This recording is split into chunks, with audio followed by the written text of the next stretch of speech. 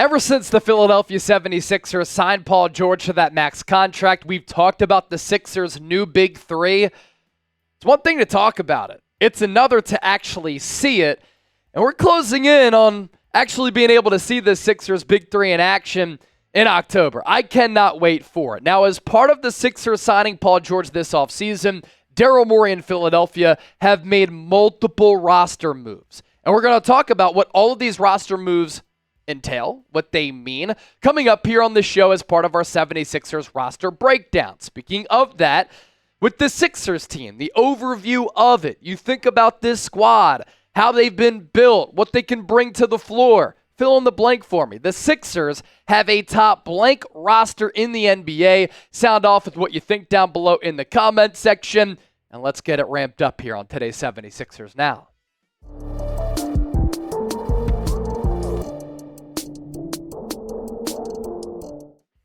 This Sixers team, as we know, is going to look and feel and play in a completely different manner as compared to the team last year, given that Daryl Morey has made a plethora of moves. So that serves as a good show to do a 76ers roster breakdown as we give one thought, question, and take on each player on this Sixers roster after the Yabusele signing. And with Joel Embiid, the clear question marks and the clear topic at hand, it is his health.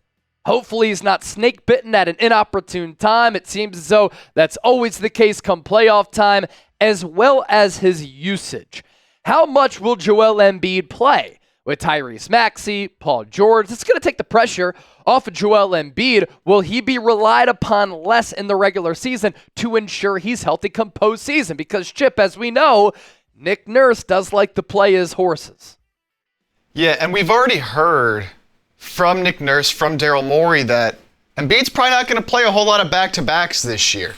So what does his season sort of look like? What do we see from him in the regular season in terms of games played, in terms of his usage rate, which was the highest in the NBA last season before he went down with the injury, and what is his production like? Because again, with Maxey and Paul George, he can now take games off. You know, Embiid said last year's team, previous year's teams, he had to score 35 to keep us in a game. Now, he doesn't necessarily have to do that against all these other lower level teams. And with Andre Drummond as well, he now has a more reliable backup that can fill in those minutes. So with this new roster, with these additions, what will we see from Embiid? Will it be an MVP level year? Still definitely could be. He obviously has the talent, but how will they manage it all? Going to be interesting to see. Joel Embiid, star number one on the Sixers roster. Tyrese Maxey, star number two. Every year that he's been in the NBA, he has progressively improved and gotten better. He's worked on his flaws and weaknesses to the point where last year it all came together. NBA All-Star, terrific player. With Maxey, what is the ceiling? How much better can he get? Is his talent and potential limitless? Because we've seen those improvements every year. He's been able to show up in big moments in the NBA playoffs.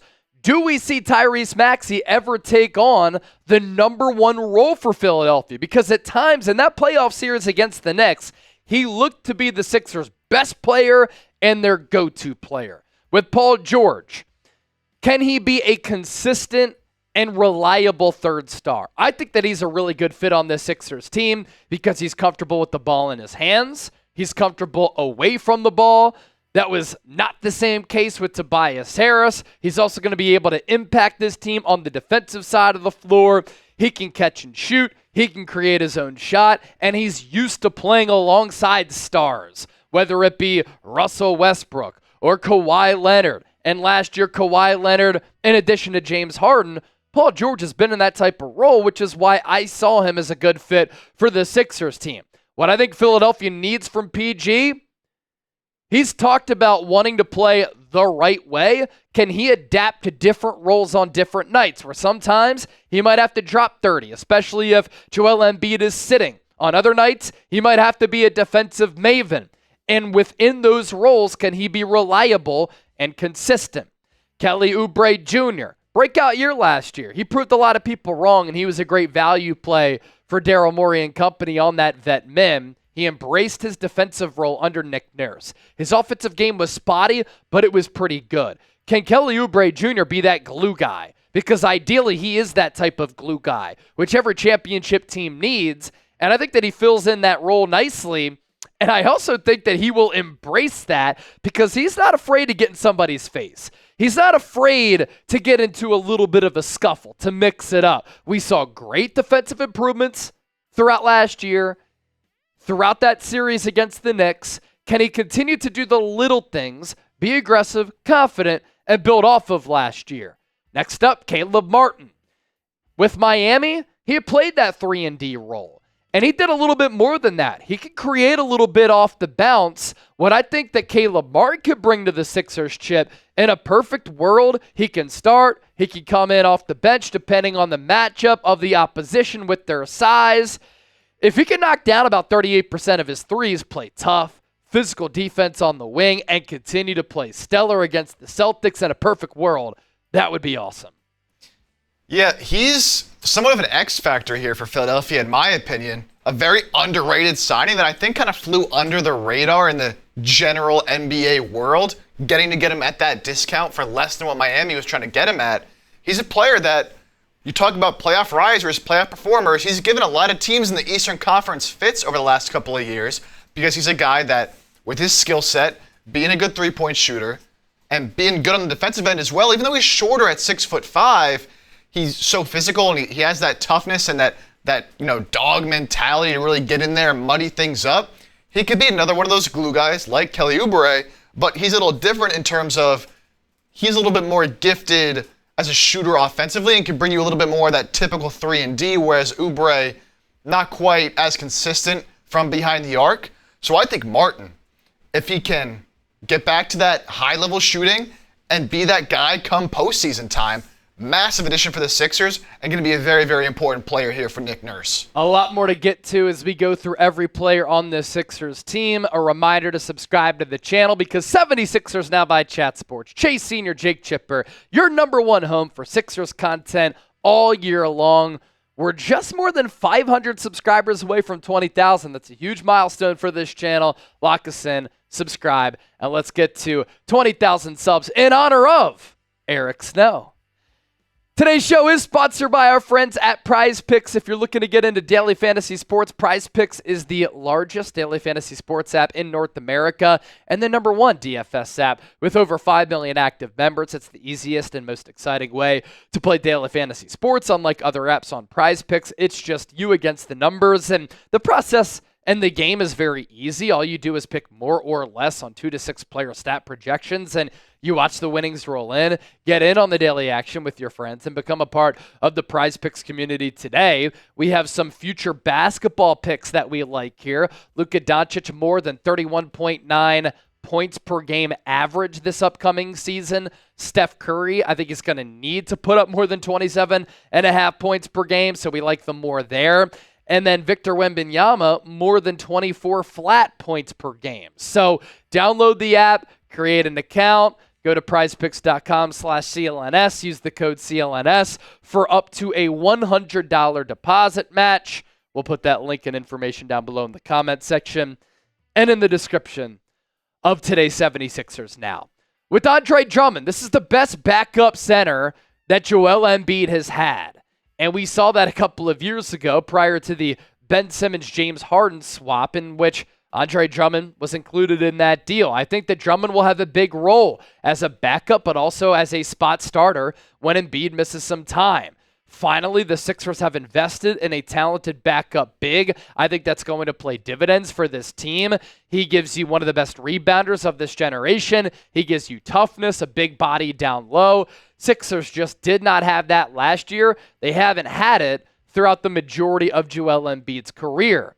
Now let's get to Guerschon Yabusele. Do his improvements translate? He was a former first-round pick of the Boston Celtics. He looked a little bit out of shape and a little bit slow. But throughout this Olympic run, he looked good. Against the United States of America in the gold medal game, he made some really impressive plays. The dunk on LeBron James, sticking some three-pointers, forcing the issue, getting to the line. Looked to be in much better shape as compared to when he came into the NBA. So what version of Yabusele do the Sixers get on a vet min contract? He has improved tremendously since he left the NBA. That's what he needed to do. I'm glad that he got kicked in the ass and he was motivated. Does the three-point shot translate? When he was playing in the Euro League, the percentages were good. During the Olympics, sub 30%. Hopefully he can find that happy medium.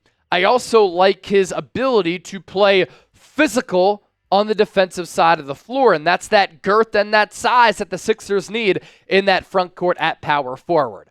Ricky Council, continue the summer breakout. Can he do it? I think he's capable, and if he's able to do that, the Sixers get a very good value player as a rotation piece. We saw some moments last year during the regular season in which he played really well. I wish he would have gotten his feet wet a little bit against the New York Knicks. But in the NBA Summer League, hitting threes, the athleticism is still there. He's very active. I think he has a spot as part of this rotation. And can he have a breakout year? If Council can build off that impressive Summer League, hit his threes, play defense, Chip, we both think that he can surprise people and play some meaningful minutes.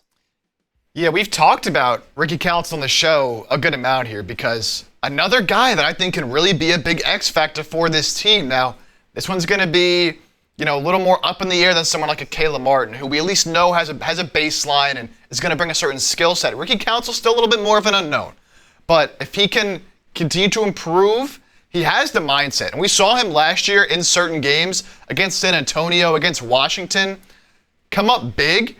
Especially in that San Antonio game where he played the entire fourth quarter and all of overtime. Yeah. He was spectacular, and he's shown those flashes, especially offensively. We know he can be a good defender. It's just, can he put it all together? Can he maintain that confidence going from the NBA Summer League to actually getting on the floor?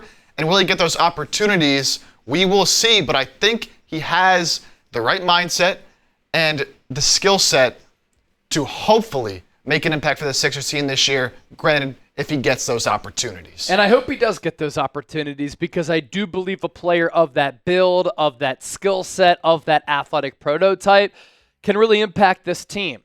Now to some younger players, and obviously we're going to hit some more younger players throughout the show. KJ Martin is still a young player. He's entering year 5, but he's still in his early 20s. He's clearly a trade piece considering the deal that the Sixers signed him to with that second year non-guaranteed.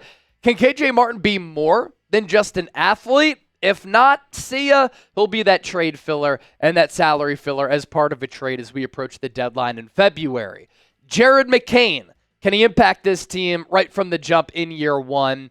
He'll be able to do that, I think, if the shot can come around. If he's not able to hit his threes consistently, then the Sixers are probably going to go toward the veterans on this team to be a part of this rotation, and it'll be somewhat of a redshirt year for Jared McCain. Which brings us to Eric Gordon. Just hit your threes. We have seen Eric Gordon hit 38, 39, 40% of his threes. Last year with Phoenix, the numbers weren't bad. Daryl Morey, of course, knows him very well from the Houston Rockets days. This is a trusted veteran who, if he can stay healthy and knock down some threes, he can give this team some juice. Kyle Lowry, Reggie Jackson. They offer the Sixers dependable backup point guard play. Run the show, take care of the ball, be vocal. They've both won NBA championships. Reggie Jackson 2 years ago with the Nuggets. Kyle Lowry 2019 with the Toronto Raptors. Those players on vet min deals, I just think they were great moves by Daryl Morey. Adem Bona, be ready to play when Joel Embiid sits. Because when Embiid is out, your front court, as far as your bigs go, will go as such. Andre Drummond, Guerschon Yabusele, and Adem Bona. You're a little bit light as far as size because you moved off of Paul Reed in order to make some of the moves on this Sixers team. The length, the wingspan, the athleticism. I think that Bona can be an intriguing piece as well from the go because he can defend and block shots at a really high level, and you can utilize him in that pick and roll. So drop a name, biggest X factor on the Sixers roster. You heard from Chip. He mentioned the word X factor a couple of times. Sound off with what you think. Don't forget to subscribe. Let's get the 20,000 subs, and we'll catch you tomorrow.